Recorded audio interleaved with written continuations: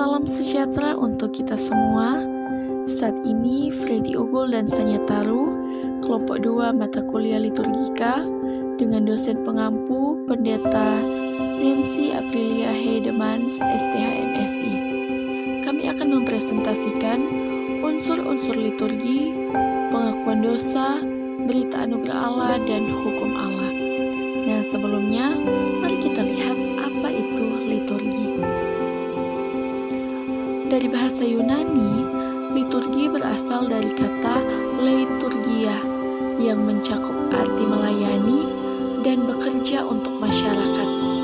Awalnya, liturgi memiliki konotasi politis dan profan, baru kemudian berkembang menjadi aspek kultus pada abad kedua Masehi.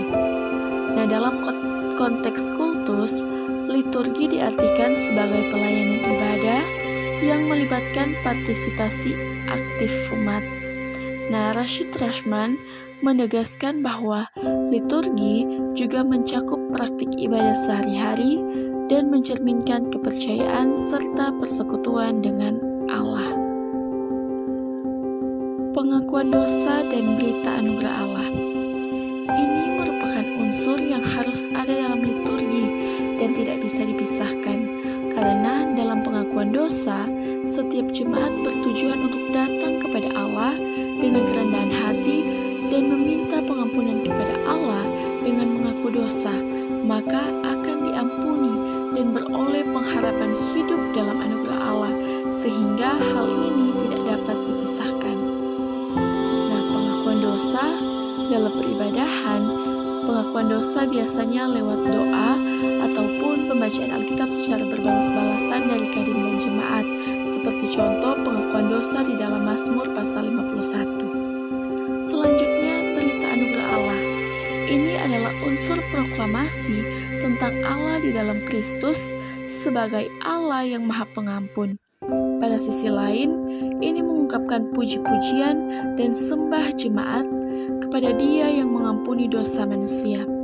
Nah, salah satu ungkapan yang biasanya dipakai yaitu, sebagai hamba Yesus Kristus, kami memberitakan pengampunan dosa kepada tiap-tiap orang yang mengaku dosanya dengan tulus dan ikhlas di hadapan Allah.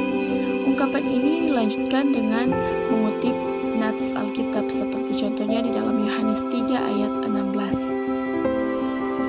Selanjutnya, hukum Allah. Hukum Allah yang dibacakan dalam liturgi ialah dasar firman di dalam Keluaran pasalnya yang ke-20, ayatnya yang pertama hingga ayatnya yang ke-17. Nah, menurut Van der Leeuw, dasar firman tidak boleh dibacakan tanpa inti hukum, yaitu dalam Matius 22, ayatnya yang ke-37 hingga ayatnya yang ke-40. Sebab, inti hukum yang memberikan arti yang legitim kepada dasar firman bagi umat Kristen. Nah, bila keduanya terlampau panjang, boleh dibacakan saja inti hukum. Nah, dalam jurnal liturgi sebagai model berpastoral, dituliskan bahwa hukum Allah menuntun jemaat supaya dapat mengenal akan setiap dosa apa saja yang mereka perbuat yang bertitik tolak dari hukum perintah Allah di dalam Keluaran 20 ayatnya yang pertama hingga ayatnya yang ke-17. Nah, dalam pembacaan hukum Allah juga tidak bisa meninggalkan inti dari hukum tersebut yang terdapat di dalam Matius 22 ayatnya yang ke-37 hingga ayatnya yang ke-40. Jadi, ketiga unsur ini saling melengkapi dalam liturgi. Pengakuan dosa membawa umat ke kesadaran akan ketidakberdayaan mereka. Berita anugerah Allah menegaskan pengampunan dan kasih Tuhan, dan hukum Tuhan memberikan arah dalam hidup sehari-hari. Bersama-sama, mereka membentuk pengalaman spiritual yang holistik bagi jemaat. Demikian yang dapat kami sampaikan. Terima kasih dan salam sejahtera bagi kita semua.